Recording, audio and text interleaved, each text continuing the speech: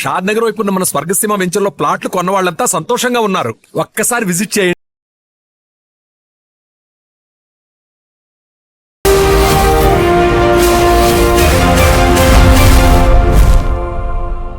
నమస్తే, welcome to iDream social spotlight with Kavitha. కూకట్పల్లిలో చిన్నారి సహస్ర హత్య కేసుకు సంబంధించినటువంటి చిక్కుముడి వీడింది. 11 ఏళ్ల చిన్నారిని 15 ఏళ్ల ఒక కుర్రాడు, అది కూడా 10వ తరగతి చదువుతున్నటువంటి అబ్బాయి చంపేసినట్టుగా పోలీసుల విచారణలో తేలింది. దిగ్భ్రాంతికరమైనటువంటి విషయం ఏంటంటే, ఎలా దొంగతనం చేయాలి, ఒకవేళ చూస్తే ఆ తర్వాత ఏం చెయ్యాలి, వీటన్నిటిని పేపర్ మీద రాసుకొని వెళ్ళినటువంటి ఆ అబ్బాయి అనుకున్నదంతా చేసొచ్చాడు. 80,000 దొంగతనమే కాదు, చూసింది అనేటువంటి కారణంతో, బయటికి చెప్తుందేమో అనేటువంటి భయంతో సహస్రాన్ని కూడా కత్తిపోట్లు పొడిచి చంపేశాడు. దిగ్భ్రాంతికరమైనటువంటి ఈ విషయంలో ఆ యువకుడి, ఆ అబ్బాయి సైకాలజీని మనం ఎలా అర్థం చేసుకోవాలి? మనతో పాటుగా ఉన్నారు ఆస్ట్రో సైకాలజిస్ట్ డాక్టర్ నాగనాథ్ గారు. నాగనాథ్ గారు నమస్కారం. సో నాగనాథ్ గారు, ఇప్పుడు యాక్చువల్గా ఒక అబ్బాయి చేసినటువంటి సంఘటన, అది కూడా 15 ఏళ్ల కుర్రాడు 11 ఏళ్ల అమ్మాయిని అతి క్రూరంగా చంపాలి అనేటువంటి ఒక మోటివ్ లేకపోయినప్పటికీ దొంగతనం చేస్తుంటే అమ్మాయి చూసింది, బయటపడుతుందేమో అనేటువంటి ఒక ఊహ, ఒక ఆలోచన, అంత క్రూరమైనటువంటి నిర్ణయం ఎలా తీసుకోగలిగాడు? అండ్ వ్యూవర్స్ కోసం నేను ఇంకొక విషయం కూడా చెప్పాలి. యాక్చువల్గా మైనారిటీ కూడా తీరని 15 ఏళ్ల అబ్బాయి, 10th క్లాస్ చదువుతున్న అబ్బాయి కాబట్టి ఆ అబ్బాయి డీటెయిల్స్ని మేము రివీల్ చేయట్లేదు, ఆ అబ్బాయి మొహాన్ని కూడా మేము చూపించట్లేదు. బట్ ఆ అబ్బాయికి సంబంధించి సైకాలజీని మాత్రం మనం అర్థం చేసుకోవాల్సినటువంటి అవసరం ఉంది. ఇలా ఎగ్జిక్యూషన్ చేయడం, దానికి పక్కా ప్లాన్ వేసుకోవడం, లెటర్ రాసుకొని మరీ వెళ్ళడం, అది కూడా వచ్చి రాని ఇంగ్లీష్లోనే, సెంటెన్స్ ఫార్మేషన్ ప్రాపర్గా లేకపోయినప్పుడు కూడా లెటర్ రాసుకొని వెళ్ళడం. సో ఈ ఎంటైర్ ఎపిసోడ్లో ఆ కుర్రాడి సైకాలజీని ఎలా అర్థం చేసుకోవాలి? మేడం, మీరు సైకాలజీ అని అన్నారు కాబట్టి నేను మీకు ఇందులో ఒక విషయం చెప్తాను. ఆ పిల్లవాడు రాసిన ఒక్క లెటర్ మీరు ఒకసారి చూడండి. ఆ పిల్లవాడు రాసిన లెటర్ ఒకసారి చదవండి. ఫస్ట్ లైన్లో చూడండి మేడం.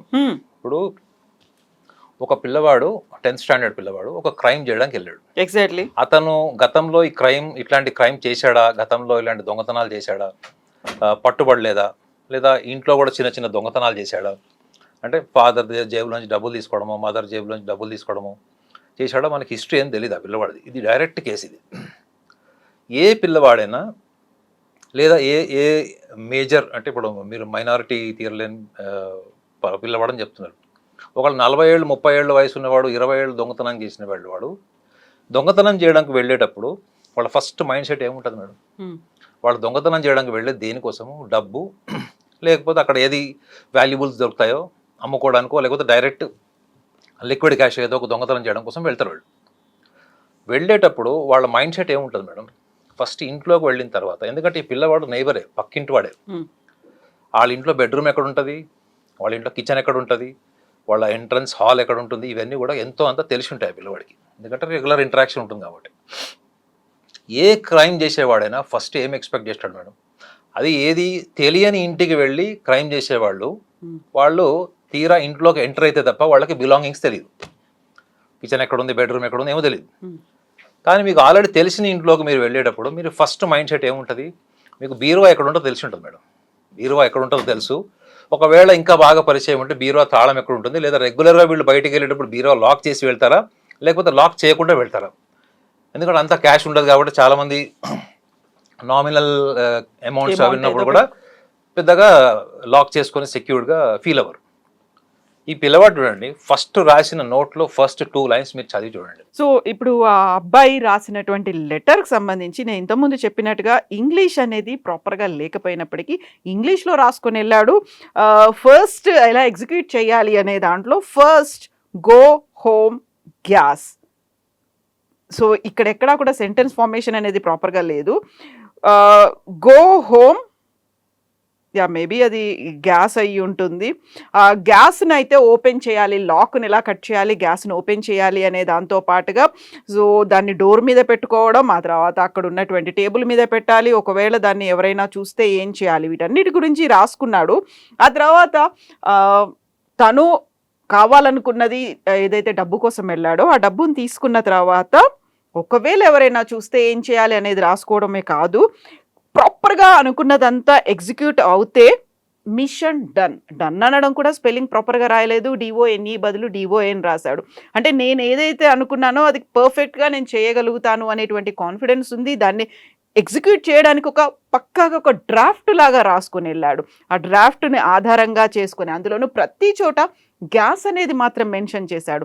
అంటే తన ప్లాన్లో గ్యాస్ని అలా ఓపెన్ చేసి పెడితే అది లీక్ అవ్వడం వల్ల సడన్గా ఏదైనా యాక్సిడెంట్ అవుతే తన చేసినటువంటి దొంగతనానికి సంబంధించినటువంటి ఆధారాలు ఆనవాళ్ళు లేకుండా ఉండడానికని గ్యాస్ కూడా పేలిపోతుంది, అక్కడ ఉన్నటువంటి మంటలు వస్తాయి కాబట్టి ఏమీ తెలియదు అనేటువంటి ఒక ఊహ. ఎంత డేంజరస్గా ఉంది ఆలోచనలు. 15 ఏళ్లకే ఒక క్రిమినల్ మైండ్ సెట్. యూజువల్గానే మనం ఎవరి గురించైనా మాట్లాడుకున్నాము అంటే పక్కా ప్లాన్ ఉంది, లేకుంటే వాళ్ళ క్రిమినల్ మైండ్ సెట్ ఉంది, ఒకకి ఎక్స్పీరియన్స్ ఉంది, ఏజ్ అనేది ఉంది, ఏజ్ ఫ్యాక్టర్ గురించి మాట్లాడుకుంటాం. బట్ ఇంత చిన్న ఏజ్లో ఇలాంటి ఆలోచనలు ఎలా వస్తున్నాయి? చూడండి, ఇందులో రెండు సైకాలజిస్ట్ పర్సెప్షన్ రెండు ఉంటాయి మేడం. ఆ పిల్లవాడు దొంగతనానికి వెళ్ళేటప్పటికే ఆ పిల్లవాడికి బీరువా ఎక్కడ ఉంటుంది, బీరువాలో ఇచ్చేట డబ్బులు తీసుకోవాలి అనే ఇన్ఫర్మేషన్ ఈ పిల్లవాడికి ఉంటుంది.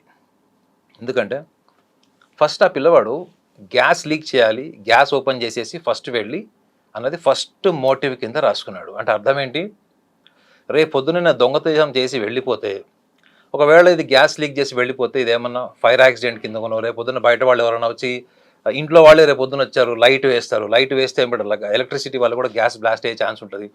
జనరల్గా ఇవన్నీ సినిమాల్లో ఓటీటీ క్రైమ్స్లో మనం చూస్తుంటాం, మూవీస్లో. ఈ పిల్లవాడు ఫస్ట్ మోటివ్ వెళ్ళి డబ్బు తీసుకోవడమా అంటే దొంగతనం తప్పకుండా చేస్తాను, దొంగతనం చేసి బయటకు వెళ్ళిపోతాను అనే ఆప్టిమిజం, అంటే ఒక ఆశావాదంతో వెళ్ళాడా? ఇది చాలా ఇంపార్టెంట్ ఆస్పెక్ట్. ఈ పిల్లవాడు ఫస్టే ఏం ప్రిపేర్ అయ్యాడు తెలుసా మేడం, మనం దొంగతనం చేసి బయటపడతాం పక్కా. కాబట్టి నెక్స్ట్ ఏం చేయాలి మనము, ఆధారాలు దొరకకుండా ఏం చేసుకోవాలి అంటే చూశాడంటే అర్థం ఏంటి, ఈ పిల్లవాడు ఆ ఇంట్లోకి వెళ్ళక ముందరే క్రైమ్ చేసేసాడు. ఏంటి, గ్యాస్ సిలిండర్ లీక్ చేసి రేపు పొద్దున గ్యాస్ బ్లాస్ట్ అయితే. ఎందుకంటే ఆ పిల్లవాడు ఊహించింది అక్కడ జరిగింది ఏంటంటే ఆ పాప ఇంట్లో ఉండడం.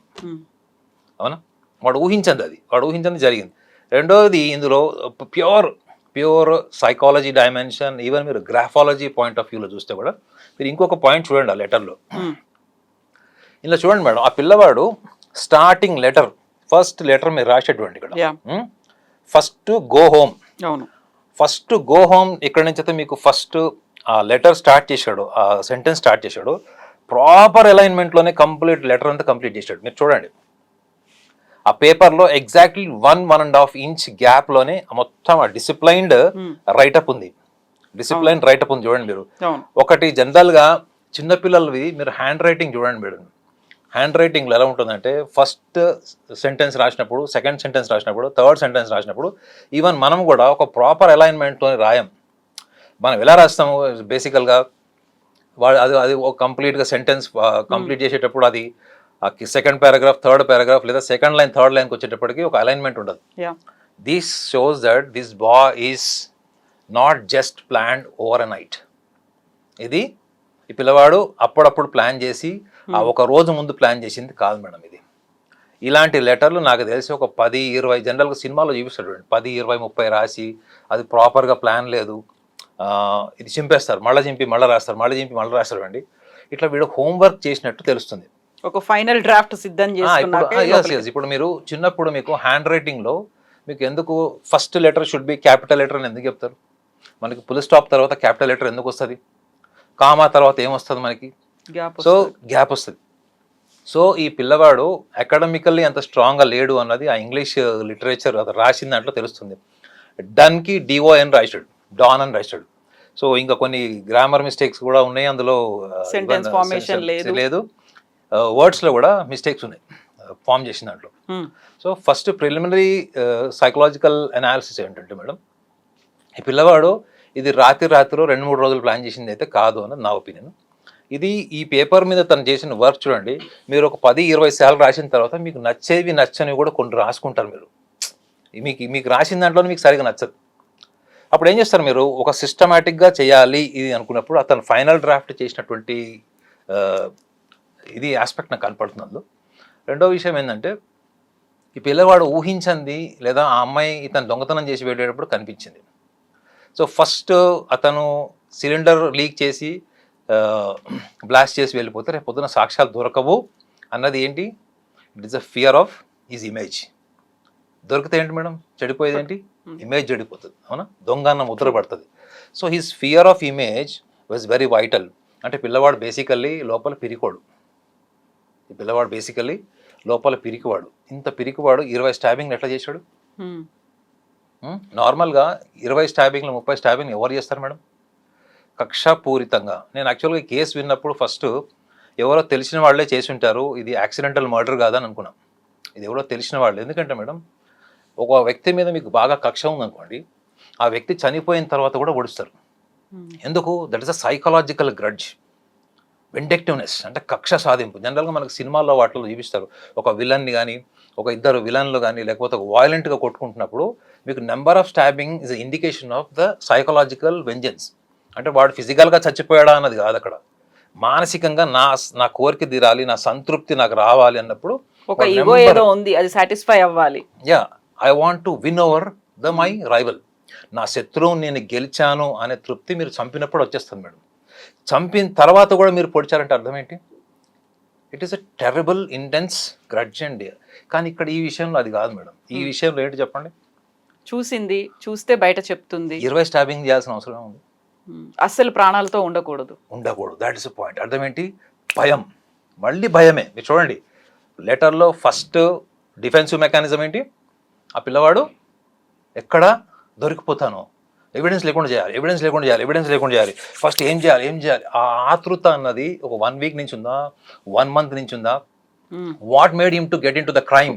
That is the first. Second aspect ఏంటి మేడం? ఆ అమ్మాయి చనిపోయిందా లేదా అని నిర్ధారించుకునే వరకు చంపాడు. అవును. ఓకే, అంటే గ్రడ్జ్తోని, రివెంజ్ మైండెడ్నెస్ తోని, ఈగో సాటిస్ఫాక్షన్ కోసం జనరల్గా అన్నిసార్లు పొడుస్తారు. కానీ పిల్లవాడు అంత పొడిచాడంటే అది కూడా రేపు పొద్దున ఈ అమ్మాయి ఎక్కడ బతుకుతుంది? మరణ వాంగ్మూలం లాస్ట్ మూమెంట్లో ఒక వాంగ్మూలం ఇచ్చిన, ఎందుకంటే తెలిసినోడే కాబట్టి, ఎక్కడ దొరుకుతుందో అన్న భయము. ఇంట్లోకి ఎంటర్ అయ్యేటప్పుడు పిరికితనంతోనే వెళ్ళాడు. ఇంట్లో వెళ్ళి ఆ ప్రిపరేషన్కి భయమే ఉంటుంది.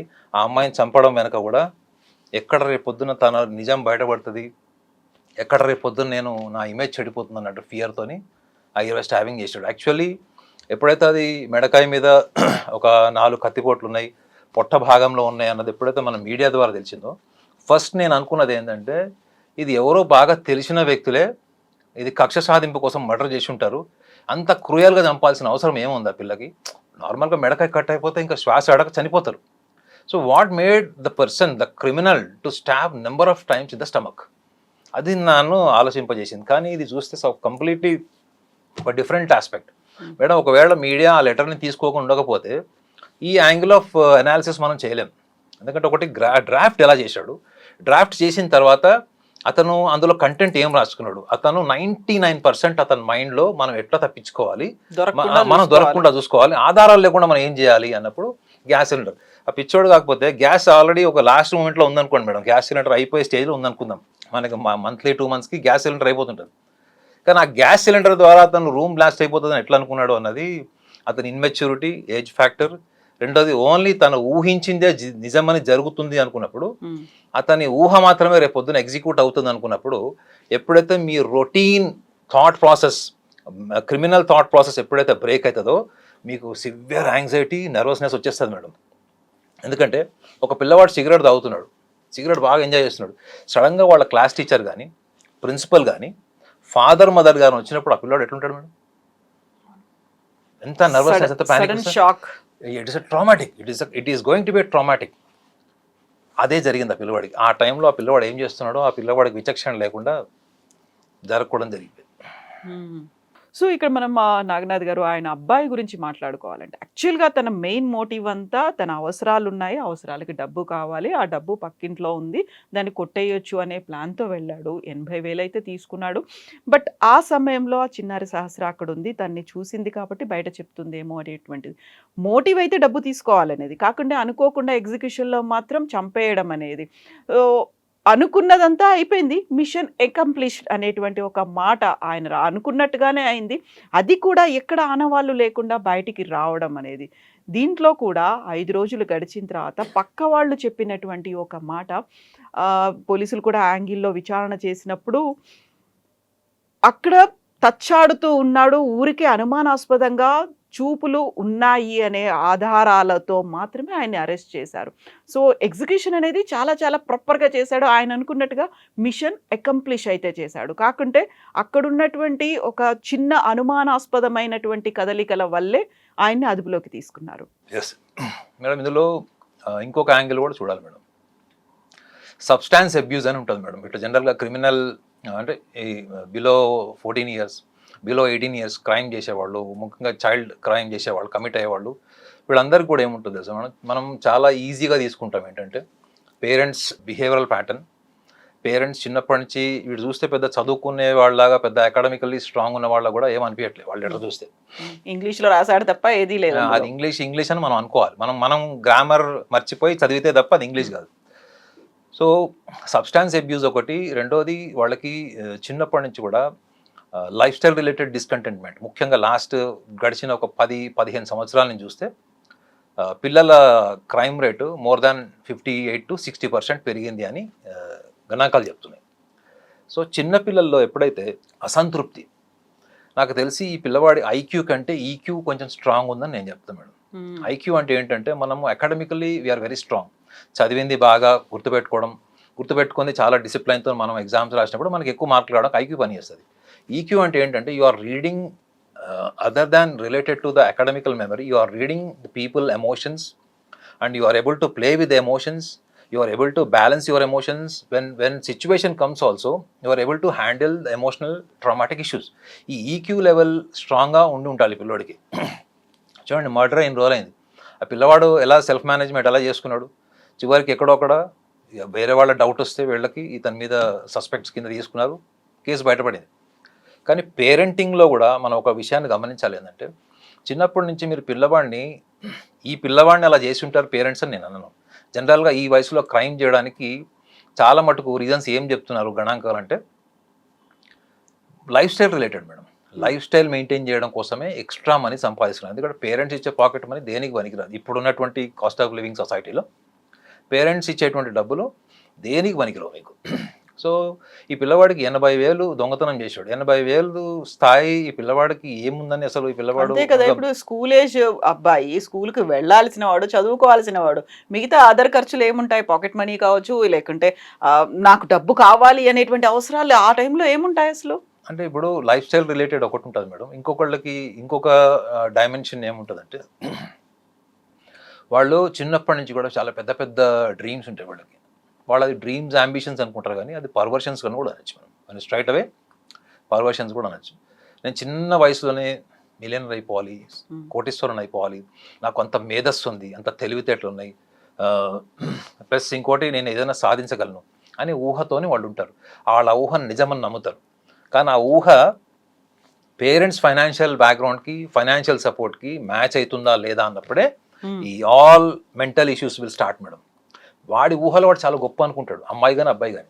కానీ పేరెంట్స్ దాన్ని రీచ్ అయ్యేటువంటి ఫైనాన్షియల్ స్టెబిలిటీ, ఫైనాన్షియల్ రిసోర్స్ వాళ్ళకు ఉండకపోవచ్చు. అలాంటప్పుడు వీళ్ళ ఎక్స్పెక్టేషన్స్కి, వాళ్ళ రియలిస్టిక్ వ్యూస్కి ఇప్పుడు వార్ అవుతుంది మేడం. ఈ వార్లోనే సబ్స్టాన్స్ అబ్యూస్ గురించి చెప్పాను మీకు. చిన్నప్పటి నుంచి కూడా మిమ్మల్ని డిస్కరేజ్ చేసేలాగా మాట్లాడుతున్నట్టు పేరెంట్స్ చేయరు అట్లా, కానీ వీళ్ళు రిసీవ్ చేసుకుంటారు అట్లా. వీళ్ళు ఎందుకు రిసీవ్ చేసుకుంటారు అంటే కంపారిజన్ వల్ల. అంటే ఇంకొకళ్ళ లైఫ్ స్టైల్ని చూసినప్పుడు మన లైఫ్ స్టైల్ని మనం ఎప్పుడు కూడా తక్కువ అంచనా వేసుకుంటాం. వాళ్ళకున్న కాస్ట్ ఆఫ్ లివింగ్ మనకి ఉందా, వాళ్ళకున్న మొబైల్ మనకుందా, వాళ్ళకున్న కార్, గ్యాజెట్స్ ఇవన్నీ కూడా ఉన్నప్పుడు, ఇవన్నీ లేనప్పుడు ఆ పిల్లవాళ్ళలో ఉండేటువంటి ఒక ఫ్రస్ట్రేషనల్ అవుట్లెట్ ఏంటి, అండ్ ఏదో ఒకటి చేసి సోషల్ నార్మ్స్ కావచ్చు, యాంటీ సోషల్ యాక్టివిటీ కావచ్చు, ఏదన్నా ఒకటి చేసి నేను నా డ్రీమ్స్ని, నా గోల్స్ని, నా అంబిషన్స్ని నేను ఫుల్ఫిల్ చేసుకోవాలి అని ఫిక్స్ అయినప్పుడు వాళ్ళకి కొన్ని సిమ్టమ్స్ ఉంటాయి మేడం. ఇంట్లో మీరు వెళ్ళి కావాలంటే జర్నలిస్ట్గా మీరు వాళ్ళ పేరెంట్స్ని కూడా వెళ్ళి ఇన్వెస్టిగేషన్ చేసి చూడండి. ఆ పిల్లవాడు గతంలో ఇటువంటి అంబిషన్స్ని కానీ తన డిజైర్స్ని కానీ వాళ్ళ పేరెంట్స్ ముందర డిస్క్రైబ్ చేసినప్పుడు, ఎక్స్ప్లెయిన్ చేసినప్పుడు తప్పకుండా వాళ్ళ ఫ్యామిలీ బ్యాక్గ్రౌండ్కి మ్యాచ్ అయ్యేవి ఏవి ఉండవు. ఆ ఫ్యామిలీ బ్యాక్గ్రౌండ్కి మ్యాచ్ అవ్వాలి, వాళ్ళకి కావాలి అనుకున్నప్పుడు వీళ్ళకి అదొక డొసైల్ ఫీలింగ్ వస్తుంది. నేను అణిచివేయబడుతున్నాను, అణజారిపోయినటువంటి జీవితం గడుపుతున్నాను, నాకు ఎటువంటి సపోర్ట్ లేదు, మా ఇంట్లో అనవసరంగా నేను పుట్టాను, పేరెంట్స్తో కూడా ఆర్గ్యుమెంట్ దిగుతాను, ఎందుకు అన్నావు. నేను ఎంతోమంది పిల్లల్ని కౌన్సిలింగ్ చేశాను, వాళ్ళందరూ పేరెంట్స్తోని వాళ్ళ ఆత్మరక్షణ కోసం, ఎదుటి వాళ్ళని బాధ పెట్టడం కోసం నువ్వు ఎందుకు అన్నావు, నువ్వు ఎందుకు పెళ్లి చేసుకున్నావు అనే విమర్శ ఇప్పుడున్న జనరేషన్లో చాలా మటుకు ఎక్కువ అయిపోతుంది. సో ఈ యొక్క ఫ్రస్ట్రేషన్ ఎప్పుడైతే పిల్లవాళ్ళ నుంచి వచ్చినప్పుడు పేరెంట్స్ వాళ్ళని తప్పకుండా కొంచెం అబ్నార్మాలిటీ అనిపించినా కానీ వాళ్ళని సైకాలజిస్ట్ దగ్గర తీసుకెళ్ళాలి మేడం. తీసుకెళ్ళడం వల్ల ఏమవుతుందంటే, మేము సైకాలజిస్ట్గా ఏం చేస్తామంటే వాళ్ళని తప్పు పట్టకుండా అట్ ద సేమ్ టైం పేరెంట్స్లో అనవసరమైనటువంటి విషయాల్ని మిస్టేక్ ఐడెంటిఫై చేసి వీళ్ళ ముందు చెప్పకుండా వాళ్ళకి ర్యాషనల్లీ కనెక్ట్ చేస్తాం మేడం. వాళ్ళ లైఫ్ ఏంటి, వాళ్ళ లైఫ్ ప్లానింగ్ ఏంటి, సక్సెస్ అసలు మోటివ్ ఏంటి, లైఫ్లో సక్సెస్ ఇంపార్టెన్స్కి మనం ఏ ఏజ్లో మనం ఆలోచించాలి, మనకు ఉన్నటువంటి లైఫ్ స్టైల్కి, మన ఫ్యామిలీ ఎన్విరాన్మెంట్కి మనం ఎంతవరకు మన ఎక్స్పెక్టేషన్స్ కానీ మన డిజైర్స్ కానీ మ్యాచ్ అవుతున్నాయి. ఒకవేళ వాటిని మనం బ్రేక్ చేస్తే మనం ఎటువంటి సిచ్యువేషన్స్ని మనం ఫేస్ చేయాల్సి వస్తుంది, రేపు పొద్దున్న మనకి ఎట్లాంటి సొసైటీ ఫామ్ అవుతుంది, ఈ సొసైటీలో మనం నిజంగా మన పర్సనాలిటీకి, మనకున్న ఫ్యామిలీ బ్యాక్గ్రౌండ్, మనకున్నటువంటి ఫ్యామిలీ మారల్ వాల్యూస్కి ఎంతవరకు మనం కంపాటబుల్ అవుతామన్నది వాళ్ళకి ఒక time process madam. Maybe it take 6 months of time. Some children are very flexible, they quickly learn, అలా కూడా చేస్తారు. నేను ఎంతోమంది పిల్లల్ని చూశాను, వాళ్ళు ఆత్మహత్య చేసుకోవడానికి ఇంట్లో నుంచి వెళ్ళిపోయిన వాళ్ళు, బిల్డింగ్ పైకి ఎక్కిన వాళ్ళు, కిందికి దిగిన వాళ్ళు. మా వాచ్మెన్ కొడుకు కూడా వాడు 5th floor పైకి వెళ్ళి రాలేదు, నేనే వెళ్ళి తీసుకొచ్చేవాడిని. ఎందుకు మేడం, ఒక సైకాలజిస్ట్ బిహేవియర్కి నార్మల్ హ్యూమన్ బిహేవియర్కి చాలా తేడా ఉంటుంది మేడం. ఫస్ట్ ఎంపతి ఉంటుంది సైకాలజిస్ట్కి ఎప్పుడు కూడా, thinking from others point of view. అది వాడు రెగ్యులర్గా చూస్తాడు, ఆ వాచ్మెన్ కొడుకు మమ్మల్ని చూస్తాడు, టీవీ ప్రోగ్రామ్స్ కూడా చూస్తాడు మావి. కాబట్టి కాంప్లెక్స్లో ఎవరు చెప్పినా వాడు దిగలేదు. నేను వాడికి ప్రామిస్ చేశాను, వాడికి మొబైల్ కావాలి, నేను వాడికి ప్రామిస్ చేశాను, రా నేను మొబైల్ ఇస్తానని చెప్పాను. వాడు నిజంగానే మొబైల్ కొనిచ్చాను. వాడు ఊహించిన మొబైల్ కొనిలేదు, బట్ నార్మల్ మొబైల్ అయితే కొనిచ్చేవాడికి. సో దానివల్ల అట్లీస్ట్ వాడు ఎగ్జామ్స్కి వెళ్ళాడు. వాడు 10th class ఫైనల్ ఎగ్జామ్స్కి వెళ్ళాలని కూర్చున్నాడు. రెండోది బెదిరించింది ఏంటి, స్టేర్ కేసు. ఒకటి ఆత్మహత్య చేసుకుంటానని మిమ్మల్ని ఎమోషనల్గా బెదిరిస్తారు, రెండోది క్రైమ్. ఒకటి నేను చనిపోతాను లేదా చంపుతాను, ఇది ఒకటి, రెండు ఎమోషనల్ బ్లాక్మెయిలింగ్స్. ఒకటేమో చంపడం వల్ల ఫ్యామిలీ ఇమేజ్ కానీ పర్సనల్ ఇమేజ్ అంతా డ్యామేజ్ అవుతుంది, చనిపోవడం వల్ల ఏం సాధిస్తారు మేడం వాళ్ళు. So either way, what is the common point between this two, killing themselves and killing someone is a unexpected irrational desire. ఇది ఈ కేసులో చాలా బలమైన పాత్ర పోషించిందని అనుకుంటున్నాను. ఎస్ అండి. సో అది సింపుల్గా దొంగతనానికి వెళ్ళాడు, చంపేసి వచ్చాడు అనేదే కాదు, దాంట్లో బోల్డ్ అంత ఆలోచన ఉంది, ఎగ్జిక్యూషన్ ఉంది, దాని నుంచి ఎలా బయటపడాలనేటువంటి కంప్లీట్ షెడ్యూల్స్ ఉన్నాయి, మిషన్ డన్, మిషన్ అకంప్లిష్డ్ అనే ఒక కాన్ఫిడెన్స్ అన్నీ కనిపిస్తున్నాయి. బట్ మనం మాట్లాడుకోవాల్సింది, ఆలోచించాల్సింది. ఇప్పుడు ఇందులో ఇంకొక వీటి కూడా మీరు డన్ అన్నారు కాబట్టి చెప్తున్నాను, I'm not sarcastically saying, but DON బదులు DON అని పెట్టుకున్నాడు. I don't want him to fall into this Don anti social, ఒక మాఫియా లాగా, మాఫియా లైన్లోకి వెళ్ళకూడదని నేను కోరుకుంటున్నా. రెండోది వీళ్ళ మీద పర్యవేక్షణ కూడా ఉండాలి మేడం. కేవలం ఇప్పుడు జీవినాయలకి వెళ్ళడం వల్ల పిల్లవాళ్ళలో ఏదో పెద్ద మార్పు వస్తుందని కాదు, మెయిన్ ఇతను చంపడం అన్నది అది ఏ రకం కూడా మనం యాక్సెప్ట్ చేయలేము. అది కానీ అమ్మాయి చనిపోయింది, రేపు పొద్దున వీడు ఇంకో వాళ్ళని చంపకుండా వీడు ఆత్మహత్య చేసుకోకుండా కూడా చూడాలి madam. You got my point. అతనికి చట్టపరంగా పడే శిక్ష ఒకటి ఉంటుంది, కానీ మనము సైకలాజికల్ వెంజెన్స్ తీసుకొచ్చి వీడు చచ్చిపోతే బాగుండు, వీడిని చంపేస్తే బాగుండు అని చాలా నార్మల్ రియాక్షన్ ఉంటుంది. ఎందుకంటే ఆ పిల్లని అంత దారుణంగా చంపేశాడు. చట్టపరంగా పడే శిక్ష ఒకటి ఉంటే వాడు మళ్ళీ అలాంటి క్రైమ్ చేయకుండా కూడా చూసుకోవాల్సిన బాధ్యత కూడా గవర్నమెంట్కి ఉంటుంది. మాలాంటి వాళ్ళు ఎవరైనా సైకాలజిస్ట్ని పిలిస్తే కూడా we are ready to counsel them. ఇంకొకటి మేడం, మేము మాలాంటి వాళ్ళు కౌన్సిల్ చేస్తే అడ్వాంటేజ్ ఏముంటుందంటే వాడు మళ్ళీ రిపీట్ చేస్తాడు. ఆ ఇన్స్టింక్ట్ కేవలం వాడికి తాత్కాలికంగా ఒక 40-50 వేలు సంపాదించాలి ఏదో ఒక రకంగా అన్న ఆలోచన నుంచి వచ్చిందా, లేకపోతే ఇక్కడ బాల్యం నుంచి కూడా వాడు కుటుంబం అనే ఒక వ్యవస్థకి వ్యతిరేకంగా ఆలోచనతో పెరిగాడా, వాడు రూట్స్లోనే ఇన్స్టింక్ట్స్ ఉంటే మాత్రం ఇట్స్ వెరీ డేంజరస్. మీకు ఒక చిన్న ఎగ్జాంపుల్ చెప్తాను మేడం. ఫైనల్గా యూరోప్లో జరిగింది ఇది. ఒక వ్యక్తి ఏదో క్రైమ్ చేసి జైలుకి వెళ్ళాడు. అది మర్డర్ కాదు, దొంగతనం లాంటిది ఏదో చేసి జైలుకి వెళ్ళాడు. శిక్ష అనుభవించి వచ్చాడు. శిక్ష అనుభవించి బయటకు వచ్చిన వ్యక్తికి ఎక్కడ ఉద్యోగాలు రావట్లేదు, ఎందుకంటే because of the criminal background. So అతను ఒక 20-25 రోజులు పస్తున్నాడు, ఎక్కడ తిండి లేదు, ఎక్కడ ఆధారం లేకుండా ఉన్నాడు. సో ఫైనల్గా వన్ డే అతను కూడా ఒక దొంగతనం చేసి లైఫ్ సెటిల్ చేసుకుందామని చెప్పేసి ఒక ఇల్లుని బాగా ఇన్వెస్టిగేషన్ చేసి అబ్జర్వ్ చేసి ఎవరు ఎప్పుడు బయటికి వెళ్తారు, ఎప్పుడు వస్తారు అంతా స్కెచ్ చేసి ఫైనల్గా ఆ ఇంట్లో మగవాళ్ళంతా బయటికి వెళ్ళిన తర్వాత ఆ ఇంట్లో అతను ఏం ఎక్స్పెక్ట్ చేశాడు, ఒక్కటే లేడీ ఆ ఇంట్లో ఉంటుందని ఎక్స్పెక్ట్ చేశాడు. లోపలికి వెళ్ళాడు, ఆ లేడీ ఎదురుగా వచ్చింది, ఆమెను కట్టేశాడు, ఆమెకి సోఫాకి కట్టేశాడు. లోపలికి వెళ్తున్నప్పుడు ఇంకొక లేడీ ఆ కిచెన్లోంచి బయటకు వచ్చింది అన్ఎక్స్పెక్టెడ్లీ. వచ్చేటప్పటికి ఆమెను కూడా థ్రెటన్ చేసి ఆమెను కూడా ఇద్దరిని ఎదురుగా సోఫాకి కట్టేశాడు. కట్టేసి వెళ్ళి తనకు కావాల్సినవన్నీ బీరువాలో దొంగతనం చేసుకొని తీసుకెళ్తున్నప్పుడు విచిత్రంగా ఏమైందంటే ఈ ఇద్దరిలో ఒక లేడీ అతన్ని థ్రెటన్ చేసింది. నేను నీ ఫేస్ చూశాను, నేను ఐడెంటిఫై చేశాను, నేను పోలీసు వాళ్ళకి చెప్తాను, రేపు పొద్దున పోలీసు వాళ్ళు నిన్ను కాళ్ళ చేతులు ఎరగొడతారు, జైల్లో పెడతారు, నీ జీవితం నరకప్రాయం అవుతుంది అని అతన్ని సైకలాజికల్గా థ్రెటన్ చేసింది. సో అవన్నీ ఏం పట్టించుకోకుండా వాడు దొంగతనం చేసిన లగేజ్ తీసుకొని ర్యాన్ అవే. వాడి ఇంటి నుంచి ఆల్మోస్ట్ ఒక 2 ఫర్లాంగ్స్ వెళ్ళిపోయాడు మేడం ఆల్మోస్ట్. కానీ ఎందుకో వాడికి దారి మధ్యలో ఏమనిపించిందంటే, అరే నేను ఆల్రెడీ 6 ఏళ్ళు జైలు శిక్ష అనుభవించి వచ్చాను, అక్కడంతా నరకమే, అక్కడ నాకు నచ్చినట్లు ఏమీ లేదు, స్వేచ్ఛ లేదు, ఏమీ లేదు. ఇప్పుడు రేపు పొద్దున వీళ్ళు నన్ను ఐడెంటిఫై చేసి మళ్ళీ పోలీస్ కంప్లైంట్ ఇస్తే మళ్ళీ నేను అదే జైలుకి వెళ్తాను. ఎందుకంటే ఒకసారి క్రైమ్ చేసిన తర్వాత మళ్ళీ సెకండ్ టైం క్రైమ్ చేస్తే అది ఇంకా ఎక్కువ వాడికి శిక్ష పడుతుందన్న భయంతో వాడు వచ్చి ఏం చేశాడు, ఈ ఇద్దరు లేడీస్ని చంపాడు మేడం. ఈ ఇద్దరు ఆడవాళ్ళని కూడా వాడు చంపాడు. కేవలం ఆమె అతన్ని థ్రెటన్ చేసింది, ఆ థ్రెటనింగ్కి వాడు భయపడి సర్వైవల్ ప్రాబ్లం అయిపోతుంది రేపొద్దని చంపేశాడు. ఆ చంపిన తర్వాత కొన్ని రోజులుగా పట్టుబడ్డాడు.